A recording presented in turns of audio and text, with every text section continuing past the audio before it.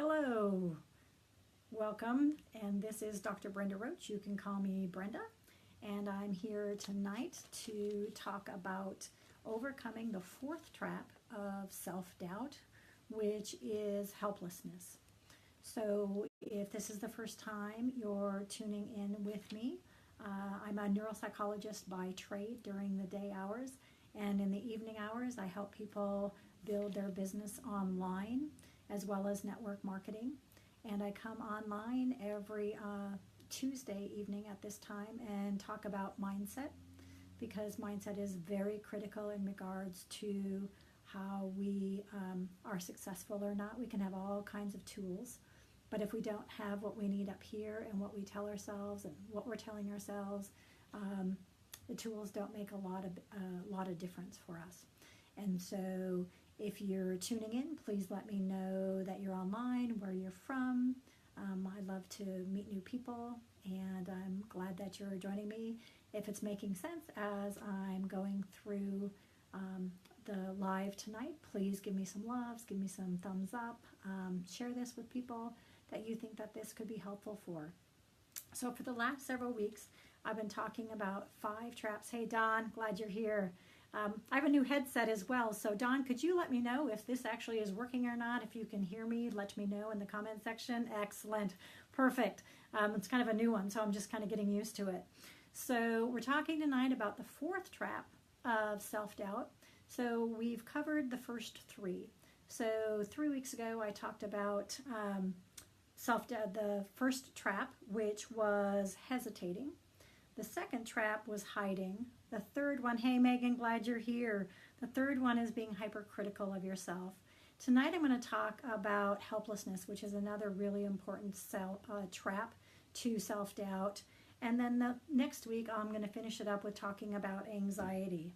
So when we think about, self-doubt, we think about, we all have self-doubt, and it just kind of creeps in on us from time to time. And it's a lot because of past, experiences that we've had. Maybe we haven't been successful in a particular area in our life, or we've struggled with finances, or our relationships haven't been what we wanted. And so we then begin to say things to ourselves like, well, I've never been successful before, or this keeps happening to me, or people aren't going to listen to me. I don't know what to say. So all of these kind of things kind of keep coming back into us, where we just don't have this belief in ourselves. So it comes down to a belief system within ourselves. So again, if you're joining me, if this makes sense as I'm going along, let me know, give me some thumbs up, make some comments, forward this on, pass it on to people that you think would be helpful for. Let me know that you're here. And so helplessness really is kind of a physical feeling that kind of takes over. It's kind of this repetitive thing that we kind of have happening to us. Why can't I move forward? And we continue to say that to ourselves. Why is this happening again? And helplessness usually happens because it's related to kind of some trigger about something that's happened in our past that kind of, again, keeps going over and over, our negative kind of loop within our brain, And the thing is that none of us are perfect. None of us are confident 100% of the time. So that self-doubt will creep back in from time to time. And, what we need to have are those tools so that we can start recognizing it, so that we can then do something about it. So if we don't understand that, again, our brain is made to help us feel comfortable and to stop us from feeling uncomfortable, and it's there to protect us from fear, we're going to continue to allow our brain to control us and stop doing things that make us feel uncomfortable. So if, we have someone we're supposed to call tonight, or a business thing we're supposed to do, or maybe a relationship we need to talk about, some task that we need to do, or something we need to do that's going to make us feel uncomfortable, and we see that couch, and we're like, oh, that couch looks a lot more comfortable, and I could sit there and eat potato chips all night. That's where our brain's going to take us, is to do that, because our brain is made to make us feel comfortable. So we have to first recognize, again, that that's what our brain is doing. So once we recognize that, then we can do something different about it, because our brain really gets hijacked by all of those negative thoughts. And so when we recognize that we're stuck because our brain has been hijacked by those negative thoughts to protect us, then we can actually put into action to do something different and not just stay stuck in that problem. Because if we stay stuck in the problem, all we see is the problem.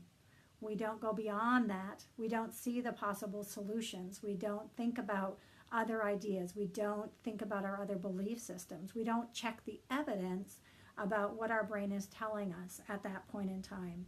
And so what we have to do is we have to really commit to finding solutions. So I was just at a meeting this evening.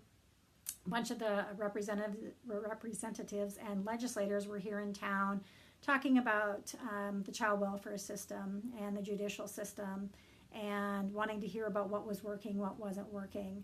And it was really enlightening to me, again, being at that meeting, that a lot of people just wanted to come in and just complain and complain and complain and just talk about all the things that weren't going right, instead of talking about solutions. And so I was really excited to have the opportunity to talk there tonight and bring in some possible solutions. And I was even more pleased that a bunch of them gave me their cards afterwards and want to have some ongoing conversations. Because if we just get stuck in what the problem is, we never move beyond and look at solutions. And so we have to begin to recognize that and get outside of ourselves when we're really, really feeling helpless.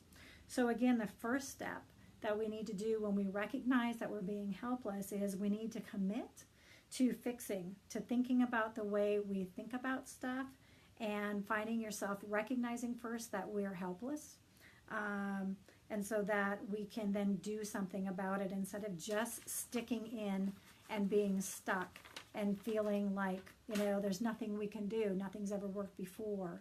So we again recognize that's what our brain is doing, because it's made to do that, to protect us. But we, as human beings, can do something different. We can change that thought pattern. We can recognize that, and then we can commit to finding a solution in order to do that. Because if we wait to feel better, we could wait to feel better for a long time and never take action.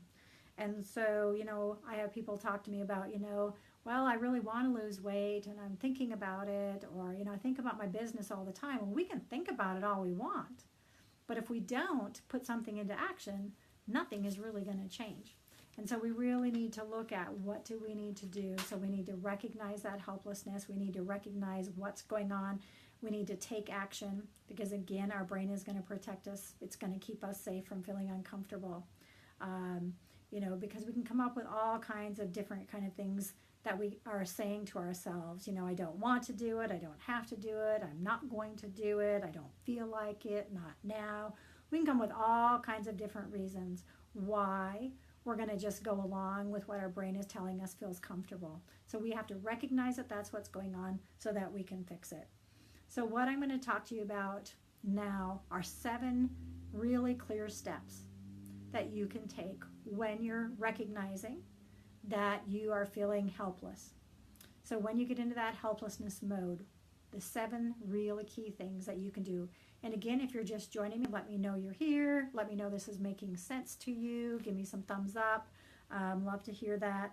So 7 things that we can do when you find yourself feeling helpless is the number 1 is you have to figure out what is holding you back. This has been the number 1 thing for all of those traps that I've talked about in the last 3 weeks, because we first have to recognize what it is.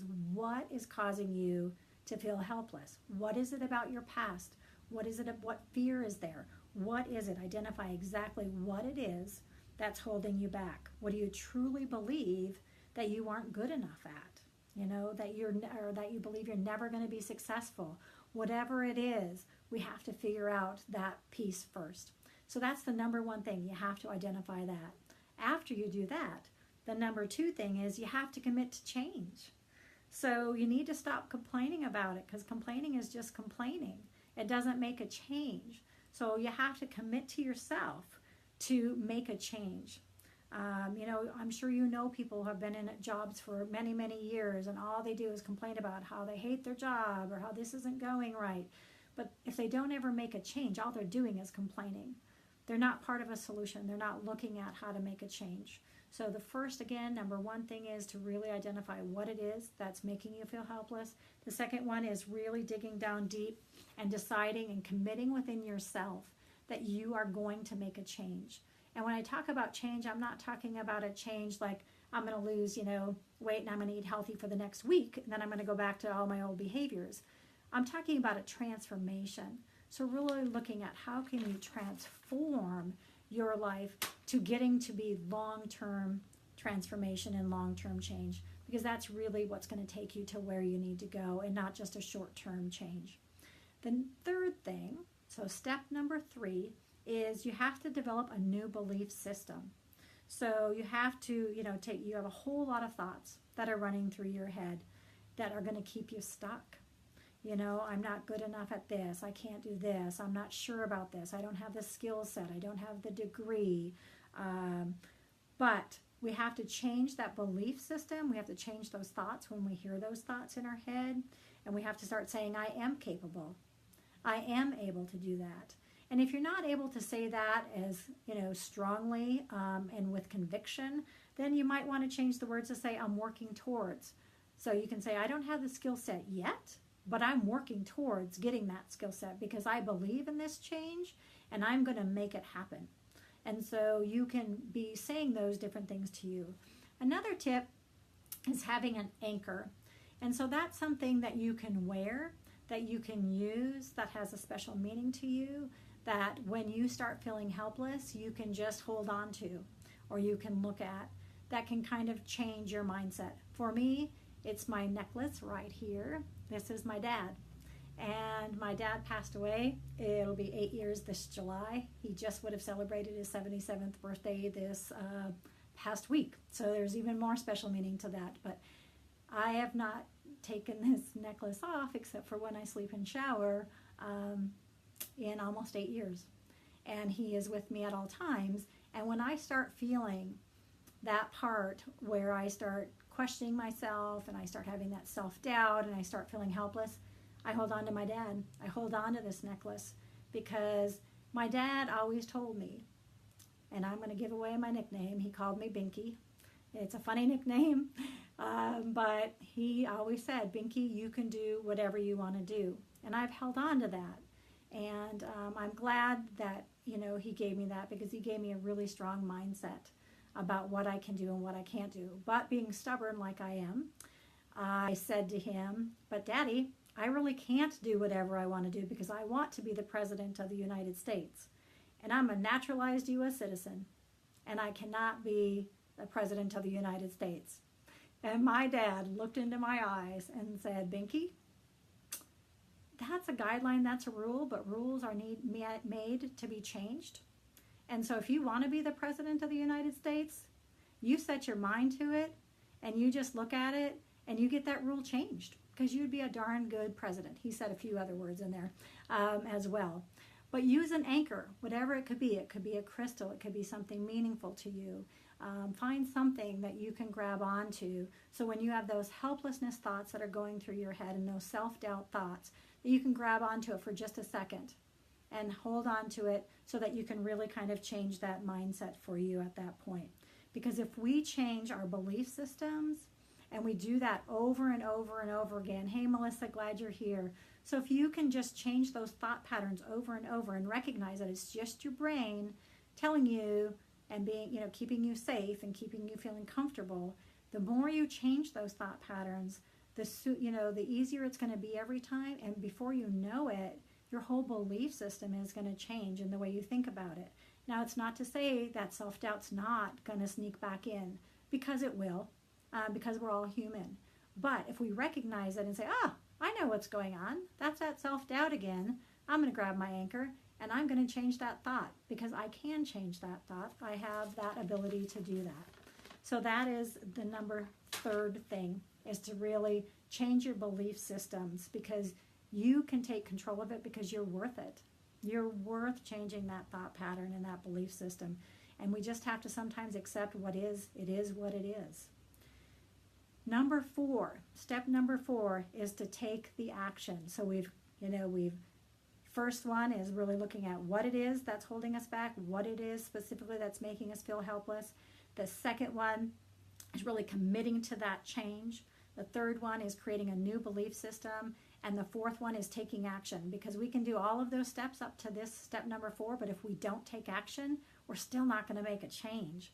So we need to look for solutions. We need to use your anchor to change your thoughts. You know, people say, again, all the time that, you know, I'm thinking about my business. Well, you know, get up and do something about it then. Or I want to lose weight. Well, get up and do something about it, because you're not going to lose weight sitting on the couch eating potato chips. So again, we have to take the action if we really want to then ultimately make that change and change our mindset. The fifth one is, and for those of you that work with people with addictions will understand this word, relapse happens, okay? So when we think about it in this way, is that self-doubt is going to kind of creep back in. We self-sabotage each other. Again, if this is making sense, give me some loves, give me some thumbs up, let me know that this is making sense to you. Again, we're talking about the fourth trap of self-doubt, which is, now I'm blanking, is really feeling helpless. And so relapse is the fifth step. We have to recognize that we're going to have bad days. And so we could go like this on our journey. Well, where we want to end up is we want to keep going up. And so recognizing we're not going to be perfect, we're going to have those days where self-doubt, but we recognize it as such, and then we continue going forward. The sixth step is we have to develop a support system around us that will also hold us accountable. Because if we have people around us that are always complaining about stuff, have a really negative, you know, mindset, and allow us to just get into our old pity pot kind of stuff, that's really not helpful for the long run, right? And so we need to look at people that have the same mindset as us, the people that can support us in our transformation and the change that we're making, but that'll also hold us accountable. So if they see us kind of getting into that, you know, pity pot and feeling really sorry for ourselves and kind of getting back into our brain, making us feel comfortable and us not moving forward, they can say, you know, Brenda, you need to get up. You need to start doing these things. You know, get off your pity pot and do something about it, because here, you know, just complaining about it isn't going to do anything. So finding that support system that's going to support you in your transformation and continue to help you move forward, that's step number 6.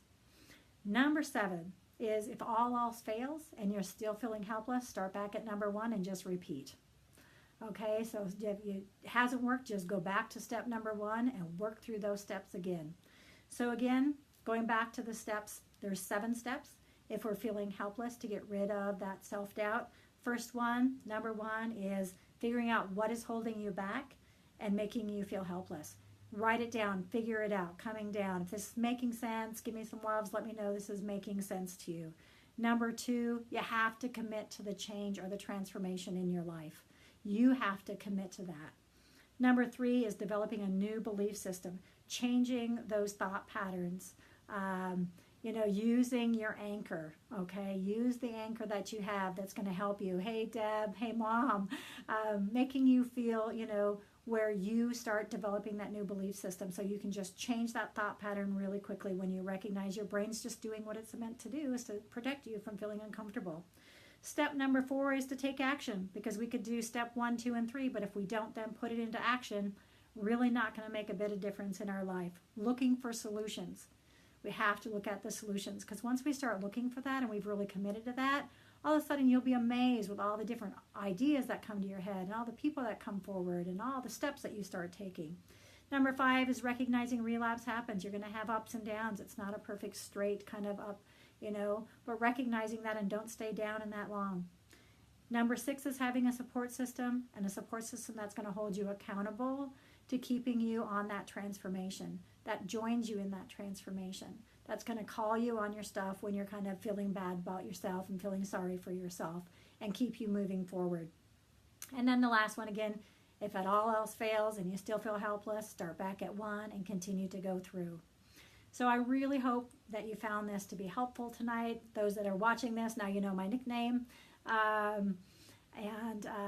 But my dad is a special man, and I think about him every day, especially right during these times, and so I had to bring him in tonight.